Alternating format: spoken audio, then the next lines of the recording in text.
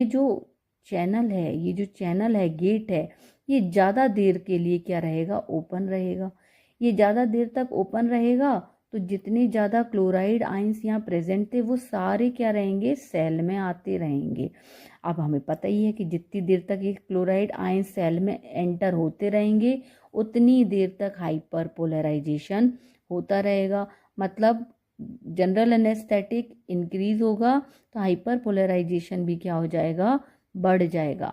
और hyper polarisation जितना ज़्यादा बढ़ेगा सीएनएस क्या रहेगा, डिप्रेस रहेगा। जितना ज़्यादा सीएनएस डिप्रेस रहेगा इंसान किसी भी पेन को फील नहीं कर पाएगा। कैसी कंडीशन रहेगी, कौन सी कंडीशन रहेगी, लॉस ऑफ कॉन्शियसनेस। यहाँ पर आकर पेशेंट कंप्लीटली अपनी जो कॉन्शियसनेस थी उसको क्या कर देगा, लॉस कर देगा। कि ये चैनल ओपन है तो उतनी ही ज़्यादा डिफिकल्ट।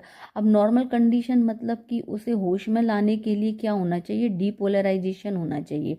डीपोलराइजेशन मतलब क्या, सोडियम और कैल्शियम आयंस का आना, सोडियम और कैल्शियम का आना।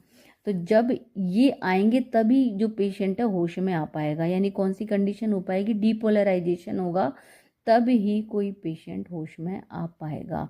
तो हाइपर पोलराइजेशन की कंडीशन में सीएनएस क्या होता है, इतना डिप्रेस हो जाता है कि पेशेंट अनकॉन्शियस स्टेट में चला जाता है। So friends and students, dear students, यही एक मैकेनिज्म है जो वर्क करता है किसमें, जनरल एनेस्थेटिक्स में। और ये बताता है कि जनरल एनेस्थेटिक्स किस तरीके से अपना काम करते हैं। आई होप आपको सभी को समझ में आया होगा। अगर इसमें कोई भी प्रॉब्लम आए या कोई भी रिलेटेड भी क्वेश्चन आपको लग रहा हो या डाउट लग रहा हो तो मुझे कमेंट करके ज़रूर बताएं। Thank you. We have discussed the definition of general anesthetic, mechanism of action, stages of general anesthetics, and now move forward to classification of general anesthetics. So as per PCI syllabus of B Pharmacy 4th semester, I have designed this classification structure of general anesthetics. तो as per syllabus, आपके syllabus के अनुसार क्या है कि ये तीन ही category आपको दी गई हैं। तो तीन कैटेगरी की ड्रग मैंने इस तरीके से सिंपल वे में बना दी हैं, इस तरीके से आपको ये याद बहुत आसानी से हो सकती हैं। ठीक है, तो there are three category of general anaesthetics. It is categorise into the three types. The first type and the first classified drugs are inhalation anaesthetics. Inhalation से ही समझ में आ रहा है क्या किया जाएगा, इनहेल किया जाएगा। इनहेल किसको किया जाता है, गैसेस को किया जाता है। ठीक है, तो ये सारी जो ड्रग्स दिख रही है ना, ये किस फॉर्म में होंगी, गैसेस की फॉर्म में होंगी। ठीक है, तो इनहेलेशन एनेस्थेटिक्स की ट्रिक याद करने की ट्रिक है DISH। डी से हो जाएगा डेसफ्लूरिन, आइसोफ्लूरिन, सेवोफ्लूरिन और हेलोथिन। ठीक है, तो it is a trick to remember the drugs coming in the inhalation anaesthetics. तो इनहेलेशन एनेस्थेटिक्स से हमको याद रखना है कि इस कैटेगरी की जितनी भी ड्रग्स होंगी ये गैस फॉर्म में होंगी या वोलेटाइल लिक्विड्स की फॉर्म में होती हैं। तो ये सारी ड्रग्स में सबसे पहले है मिथॉक्सीफ्लोरिन, सेवोफ्लूरिन, एनफ्लूरिन, आइसोफ्लूरिन, डेसफ्लूरिन एंड हेलोथिन। तो ये इस कैटेगरी की ड्रग को याद करने के लिए एक जो शॉर्ट ट्रिक है वो है DISH, यानी क्या, डिश। तो हम याद करने के लिए कैसे याद रख सकते हैं, डिसफ्लूरिन। तो डिसफ्लूरिन किस में आ जाएगा, इनहेलेशन एनेस्थेटिक में आ जाएगा। अब डिस से हम क्या कर दें, D is represented for desflurane, I is for isoflurane, S for sevoflurane और H फॉर हेलोथिन। तो एटलीस्ट 4 ड्रग्स तो हमको ये यहीं पर याद हो गई।